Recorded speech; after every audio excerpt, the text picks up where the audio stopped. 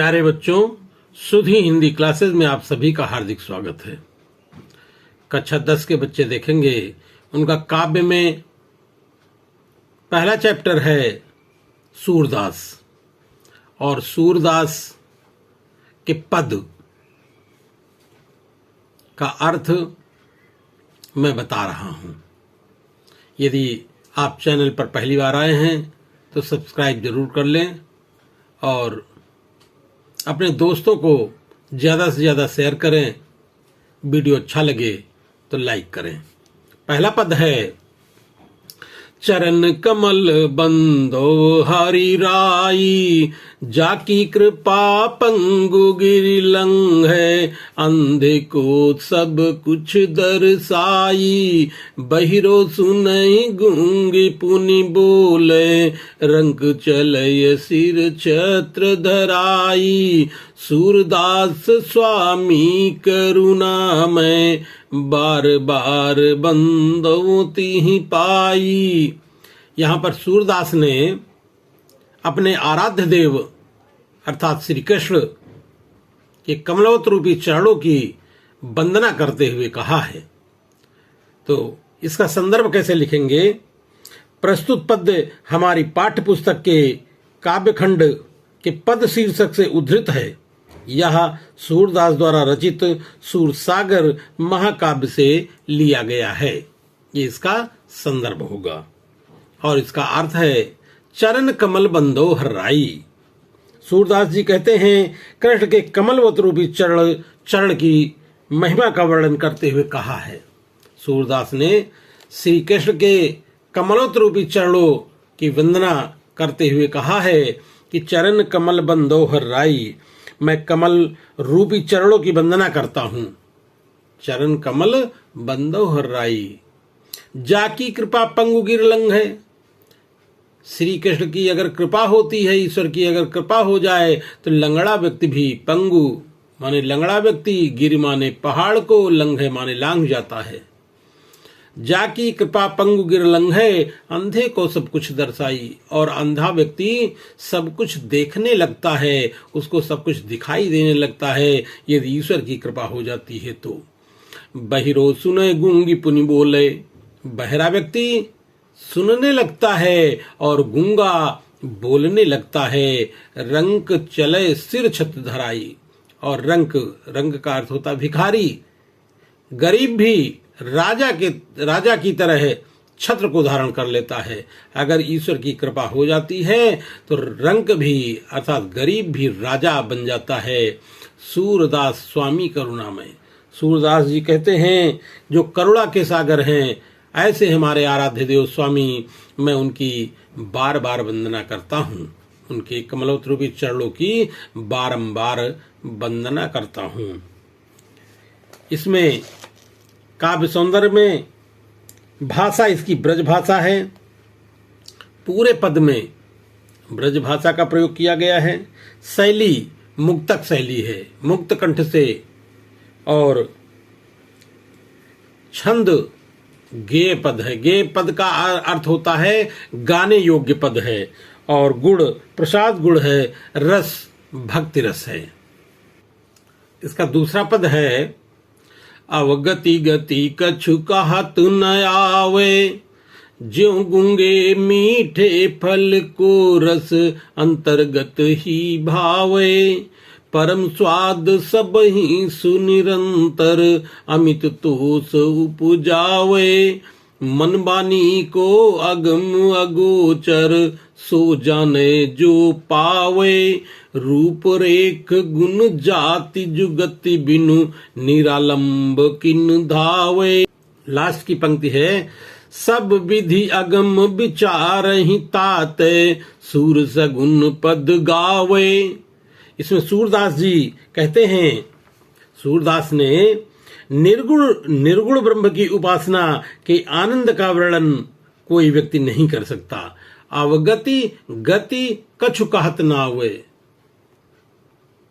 कहा है कि निर्गुण ब्रह्म की उपासना के आनंद का वर्णन कोई व्यक्ति नहीं कर सकता है। जिस प्रकार इन्होंने उपमा अलंकार के माध्यम से बताया है, जिस प्रकार गूंगा व्यक्ति ज्यों गूंगे मीठे फल को, जैसे गूंगा व्यक्ति मीठे फल का स्वाद अपने हृदय में ही अनुभव करता है, रस अंतर्गत ही भाव है, उसी प्रकार जो निर्गुण ब्रह्म की भक्ति के आनंद का केवल अनुभव किया जा सकता है। जैसे गूंगा व्यक्ति मीठे फल के आनंद को केवल आनंद कर सकता है, अनुभव कर सकता है, लेकिन वह व्यक्त नहीं कर सकता है, उसी प्रकार निर्गुण ब्रह्म की भक्ति के आनंद का भी अनुभव किया जा सकता है। परम स्वाद सबहि सुनिरंतर अमित तोष उपजावे। निर्गुण ब्रह्म की प्राप्ति से निरंतर अत्यधिक आनंद प्राप्त होता है और उपासक को उससे असीम संतोष प्राप्त होता है। अमित तोष उपजावे, उससे असीम संतोष प्राप्त होता है। अगला है मन वाणी को अगम अगोचर सो जाने जो पावे। इसलिए उसे अगम एवं अगोचर कहा गया है। ईश्वर को अगम और अगोचर कहा गया है। मन और वाणी द्वारा उस ईश्वर तक पहुंचा नहीं जा सकता है जो इंद्रियों से परे है, इसलिए उसे अगम और अगोचर कहा गया है। मन वाणी को अगम अगोचर, मन से वाणी से उसे नहीं पाया जा सकता है। जो उस ब्रह्म को जानने वाला होता है वही उसे समझ सकता है। अगला है रूप रेख गुण जाति जुगति बिनु निरालंब कित धावे। उस निर्गुण ईश्वर का न कोई रूप है और न आकृति है, न ही हमें उसके गुणों का ज्ञान है जिससे हम उसे प्राप्त कर सकें। रूप रेख गुण जाति जुगत बिनु निरालंब कित धावे। सब विधि अगम विचार ही ताते सूर सगुन पद गावे। सूरदास जी कहते हैं कि सगुण श्री कृष्ण की लीला के पद का गान अधिक उचित समझा है, इसलिए सूरदास ने सगुण पद गाया है।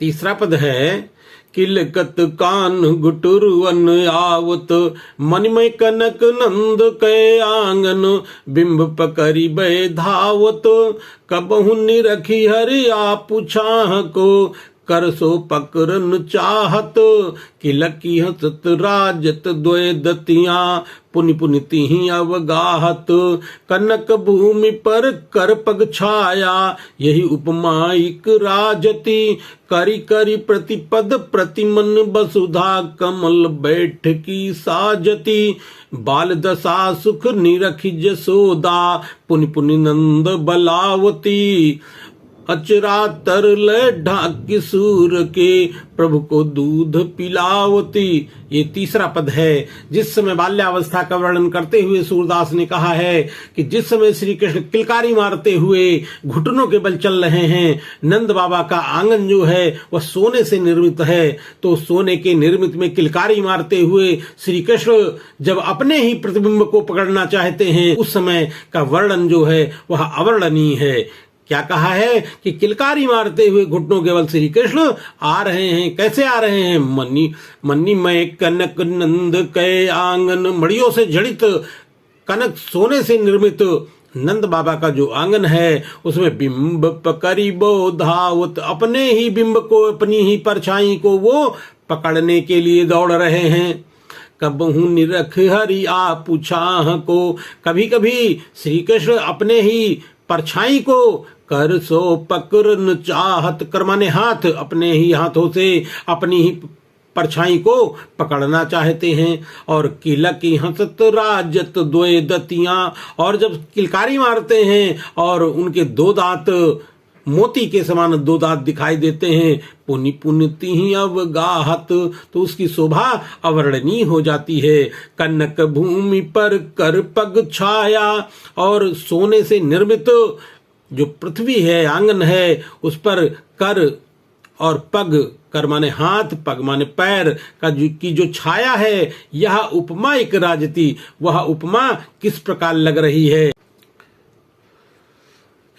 करी करी प्रतिपद प्रतिमन वसुधा कमल बैठ की साजते। उनके हाथ पैर की छाया मानो पृथ्वी रूपी सोने की फर्श बैठने के लिए पृथ्वी ने कमल का आसन सजा दिया हो। बाल दशा सुख निरखी जसोदा पुनि पुनि नंद बलावत। और बाल लीलाओं को देखकर जसोदा मैया को आनंदित होती हैं। बाल दशा सुख, श्री कृष्ण की बाल दशा को देख करके, निरखी माने देख करके, यशोदा माने मैया यशोदा, पुनि पुनि नंद बुलावती, बार बार नंद बाबा को बुलाती हैं। और अचरा तरी लय ढाकी, और श्री कृष्ण को अपने आंचल के नीचे ढक लेती हैं। और सूरदास जी कहते हैं कि प्रभु को दूध पिलावत, उसके बाद श्री कृष्ण को दूध पिलाती हैं। सब में ब्रजभाषा और इसमें बाल्यावस्था का वर्णन अवर्णनीय है।